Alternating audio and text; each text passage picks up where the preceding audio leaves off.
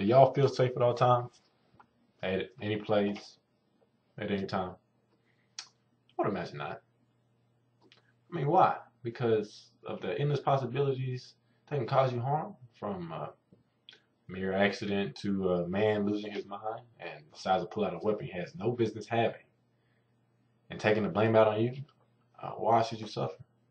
Why couldn't you have that same weapon to defend yourself this man possesses when you're clearly more qualified? I'm here to discuss why gun laws shouldn't be as strict as they should. People who are neither qualified nor responsible enough to bear arms are still able to tame them and use it for own personal gain and provide a more dangerous atmosphere for you.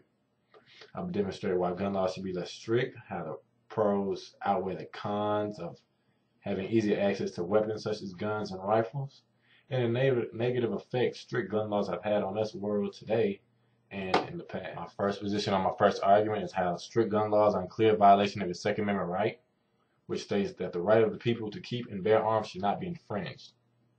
This is a claim of fact, backed up by one of the most well-respected bills in the United States, which is, of course, the Bill of Rights. And I've used inductive reasoning by analogy to come up with this statement. According to Gallup.com, which is GALLUP.com, they quote, less than half of Americans support stricter gun laws. And they also quote, only 47% favor stricter gun law sales. That's still less than half.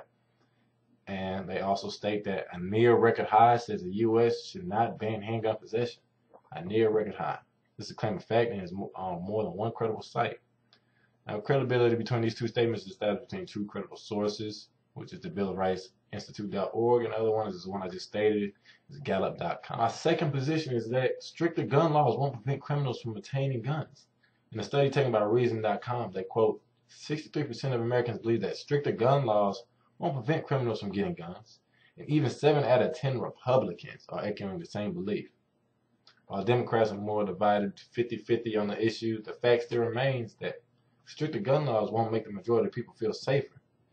Now, I've come to this conclusion by inductive reasoning by causal correlation, but this is a fact that criminals are going to get guns no matter what because they don't want to abide by the law anyways.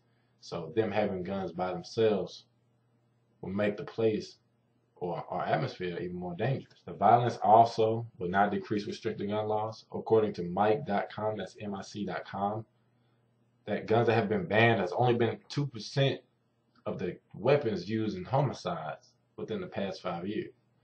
This info is backed up by the FBI.gov, and it gives us a whole timetable of what weapons was used. And like I just said, it was less than 2% of what they were trying to ban. Prohibition of any sort does not mean criminals will obey them. After all, they are criminals. Yeah, that's what they do, is they break the law. And with all these constant claims of facts, we can see why stricter gun laws have little to no impact on the violence of America. Facts that the FBI archive proves is little effects on safety. And I came up with this statement by inductive reasoning by example because I gave multiple examples of how safety has not improved in the past, even though the gun laws have changed in order to try to improve safety. It came to no avail. There's no effect to it. Now, in this conclusion, in the speech I've given on why gun laws should be less strict, because, of course, criminals are obtaining them illegally at a high rate, and, of course, they're running around in abundance.